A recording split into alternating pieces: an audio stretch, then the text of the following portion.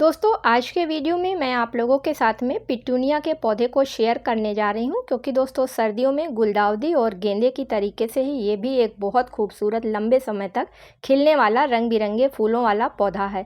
दोस्तों इस पौधे की अन्य पौधों की अपेक्षा कुछ हटकर केयर करी जाती है। अगर इस तरीके से जैसे आज वीडियो में आपके साथ में शेयर करूँगी कर ली जाती है तो फिर ये पौधा काफ़ी घना हो जाता है और लंबे समय तक फ्लावरिंग यानी कि मार्च अप्रैल तक बराबर करता रहता है। आज के वीडियो में मैं आप लोगों के साथ में शेयर करूंगी कि नर्सरी से लाने के बाद में पिटूनिया के पौधे को किस तरीके से लगाना चाहिए तथा इसके ऊपर कौन कौन से ऐसे 5 ज़रूरी काम करने चाहिए जिससे कि ये लंबे समय तक यानी कि नवंबर से मार्च अप्रैल तक बराबर फूल देता रहे। नमस्कार दोस्तों, आप सभी का अपने चैनल पर एक बार फिर से स्वागत है। तो चलिए दोस्तों वीडियो की शुरुआत करती हूँ। तो दोस्तों नर्सरी से लाने के बाद में या घर में बीजों द्वारा पौध तैयार करने के बाद में जब भी आप इनको गमले में लगाएं तो बहुत गहराई वाले गमलों में नहीं लगाएं, चौड़ाई वाले गमलों में लगाएं तो ये पौधे अच्छी तरीके से फैलते हैं और लंबे समय तक इन पर फ्लावरिंग भी होती रहती है। तो इनको ज़्यादा गहरे गमले की ज़रूरत इसलिए नहीं पड़ती है क्योंकि इन पौधों की जड़ें ऊपर की तरफ रहती हैं, यानी कि सैलो रूट्स पाई जाती हैं इनमें। तो 8 से 10 इंच का गमला इस पौधे के लिए काफ़ी होता है। दोस्तों पिटूनिया के पौधे के लिए गमले का तो सिलेक्शन हो गया है। चलिए अब देखते हैं कि इसके लिए सॉइल मिक्सचर किस तरीके से तैयार करना है। तो अगर पिटूनिया के पौधे से लंबे समय तक और अधिक फ्लावरिंग चाहिए तो उसके लिए जब भी आप सॉइल मिक्सचर को तैयार करें तो उसमें आप 50% बगीचे की साफ़ मिट्टी ले लें और 25% उसमें रेत ज़रूर मिला लें, जिससे कि मिट्टी वेल ड्रेन बने और पौधे में पानी बिल्कुल भी ना रुकने पाए। इसके अलावा 25% आप इसमें वर्मी कंपोस्ट खाद को मिला लें और अगर वर्मी कंपोस्ट खाद आपके पास नहीं है तो फिर आप 25% गोबर की अच्छी सड़ी हुई खाद को मिला लें। सभी चीज़ों को अच्छी तरीके से आपस में मिक्स कर लें और फिर गमले में भर के तब आप पिटूनिया का पौधा लगाएं तो आपका पौधा काफ़ी अच्छी तरीके से ग्रोथ करेगा, क्योंकि इस रेशियो में बनी हुई मिट्टी काफ़ी पोरस होएगी, साथ में वेल ड्रेन होगी और उस गमले में पानी बिल्कुल भी रुकने नहीं पाएगा, क्योंकि पिटूनिया के पौधे को रुका हुआ पानी बिल्कुल भी पसंद नहीं है। तो दोस्तों ये तो हो गया कि पिटूनिया के पौधे को नर्सरी से या घर में पौध द्वारा तैयार करने के बाद में किस तरीके के गमले में और किस तरीके की मिट्टी तैयार करके लगाना है। अब पिटूनिया के पौधे पर कुछ 5 ऐसी बातों का ध्यान रखना है कि उन बातों को ध्यान में रखकर अगर पिटूनिया के पौधे की देखभाल करी जाती है तो पिटूनिया के पौधे पर मार्च अप्रैल तक बराबर फूल आते रहेंगे, साथ में फूलों की संख्या भी काफ़ी अधिक होगी।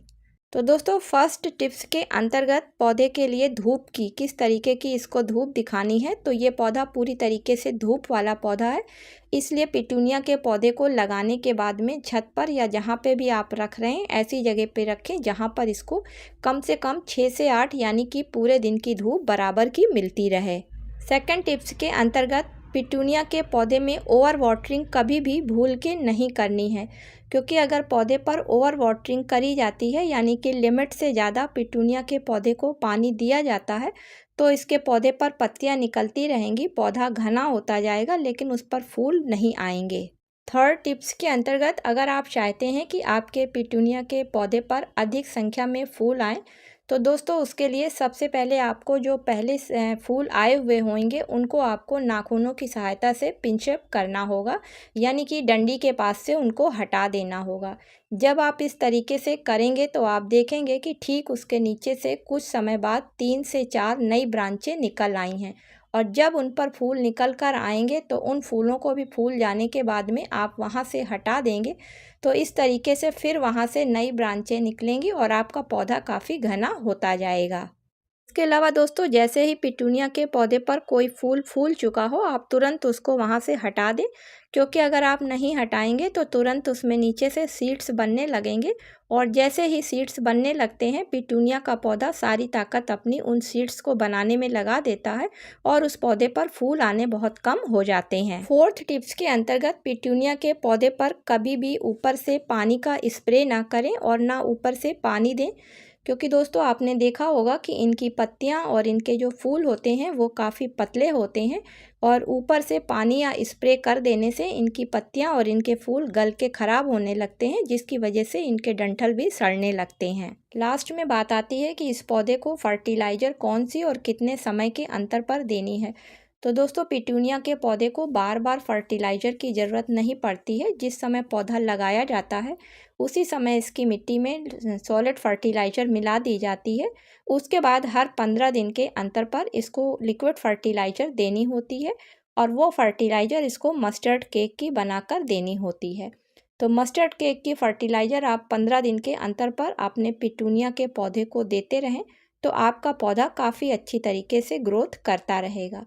तो इस फर्टिलाइज़र को बनाने के लिए आप लगभग 50 ग्राम मस्टर्ड केक को ले लें और उसको 10 लीटर पानी में अच्छी तरीके से डाइल्यूट कर लें 2 दिन के लिए।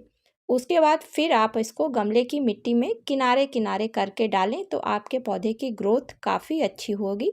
साथ में आप देखेंगे कि उसमें फ्लावरिंग भी काफ़ी हो रही है। इसके अलावा अगर आपके पास समय नहीं है और आप ऑर्गेनिक फर्टिलाइज़र नहीं देकर अपने पौधे को केमिकल फर्टिलाइज़र देना चाहते हैं तो उसके लिए डीएपी सबसे बेस्ट फर्टिलाइज़र है। तो अगर आपका पौधा 10 इंच के गमले में या फिर 8 इंच के गमले में लगा हुआ है तो मिट्टी में किनारे की तरफ हर 15 दिन के अंतर पर 8 से 10 दाने आप डालते रहें तो भी आपका पौधा काफ़ी अच्छी तरीके से ग्रोथ करता रहेगा। साथ में उसमें लंबे समय तक फ्लावरिंग आती रहेगी।